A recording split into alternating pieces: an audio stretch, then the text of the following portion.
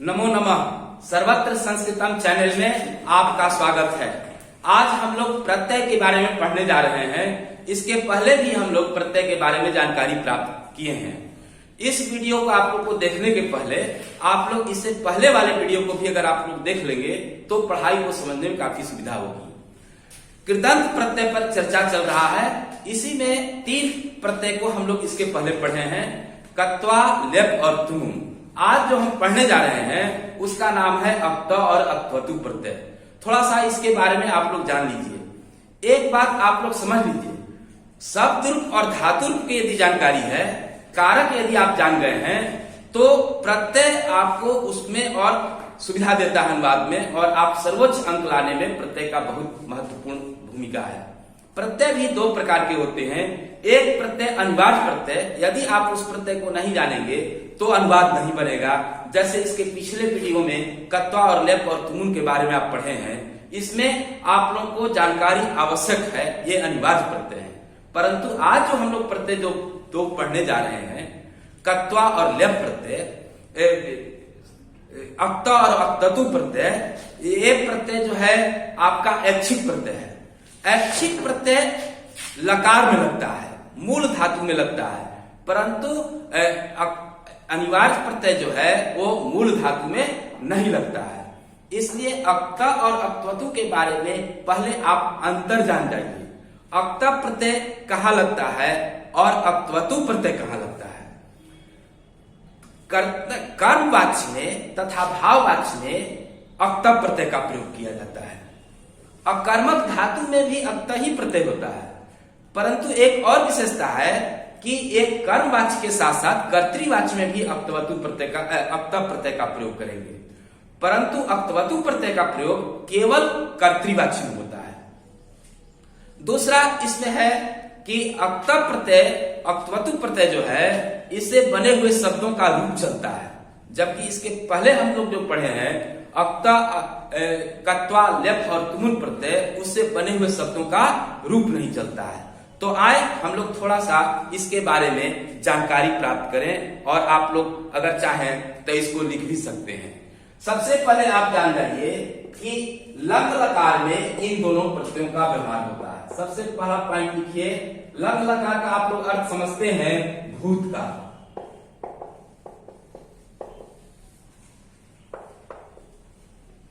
इन दोनों प्रत्ययों का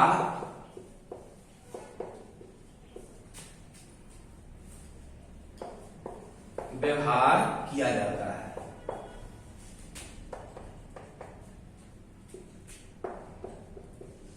दूसरा सबसे महत्वपूर्ण बात है कि कर्मवाच्य एवं भाववाच्य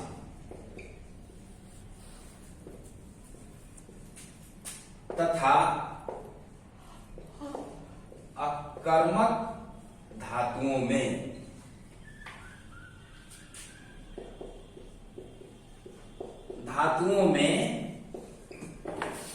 अक्त प्रत्यय लगता है। कर्तृवाच्य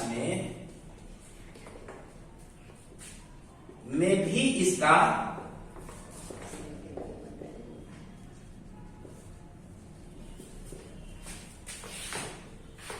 व्यवहार किया जाता है। ये आपको अक्त प्रत्यय के बारे में हुआ। अभी जो हम लिखवाए अक्त प्रत्यय, परंतु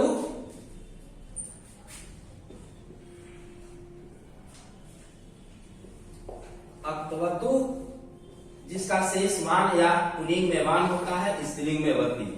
अक्त्वतु प्रत्यय कर्तृवाच्य में प्रयोग होता है।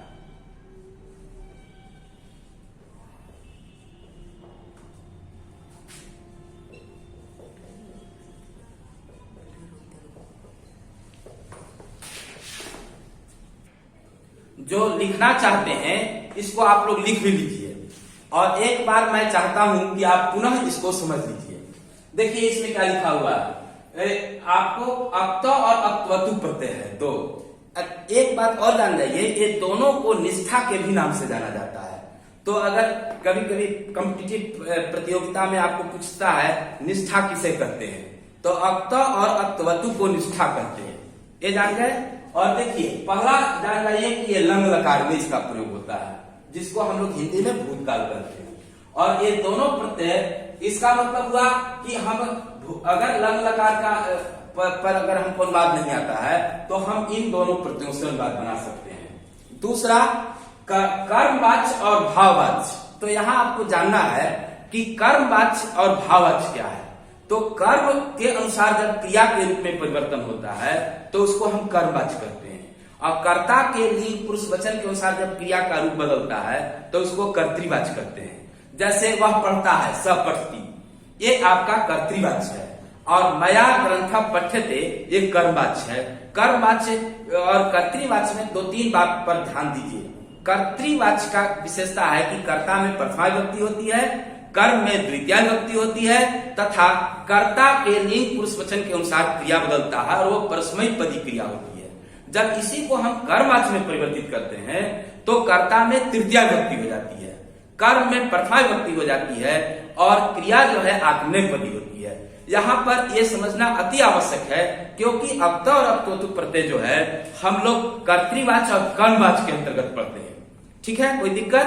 अब आगे आप लोग आइए, तो अकर्मक क्रिया आप जानते हैं कि जिस क्रिया में कर्म नहीं रहता उसको अकर्मक क्रिया कहते हैं, और कर्म का व्यवहार रहता है उसको सकर्मक क्रिया कहते हैं। इसको पहचानने के लिए क्या लगाते हैं, क्या का जब प्रयोग हुआ तो कर्तृवाच्य, और क्या का उत्तर जब नहीं मिलेगा तो कर्मवाच्य होगा।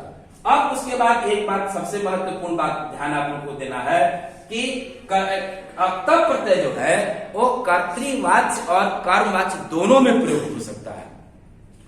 ये कब होता है? गत्यर्थक धातु में। गति के समान यदि धातु हो तो उसमें अक्त प्रत्यय आपको कर्तृवाच्य में भी प्रयोग हो सकता है। जैसे सह गृहम गतः, और आप लोगों को आगे जो मैं अनुवाद सिखाऊंगा इस पर आधारित, तो और उसको बतलाऊंगा बहुत। अब हम लोग तीसरा पॉइंट पर विचार करेंगे। 2 पॉइंट आप लोग समझ गए। तीसरा जो है, ये दोनों ऐच्छिक प्रत्यय हैं।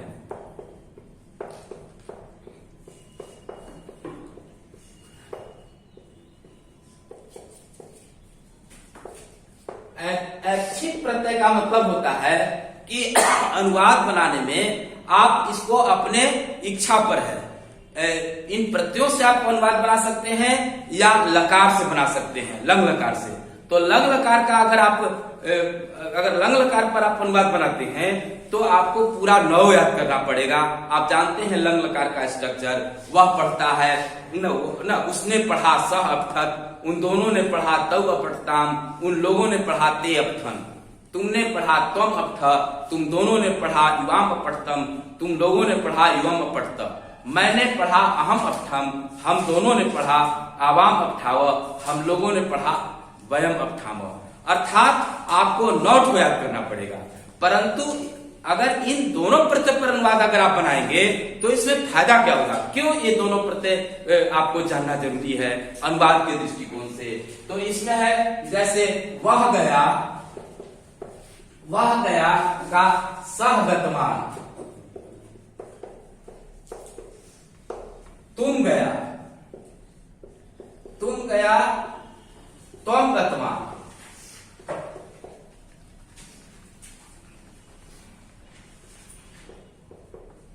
मैं गया अहम गतमान। तो यहां पर देखिए, प्रथम पुरुष का एक वचन हो, मध्यम पुरुष का एक वचन हो, या उत्तम पुरुष का एक वचन हो, यहाँ पर कर्ता बदल रहा है परंतु क्रिया सभी गतवान ही है। ये फायदा है आप लोगों को इस प्रत्यय पर। अर्थात गतवान, गतवंत, गतवंत यदि 3 जान गए तो आपको इसी तीनों से पुरुष में अनुवाद बन जाएगा पुल्लिंग में। और अगर स्त्रीलिंग में बनाना है तो गतवती लिखे, जैसे वह गई तो सह गतवती, गतवती गतवत्यौ गतवत्यः, गतवत्या। तो ये इसी से आपका काम चल जाएगा।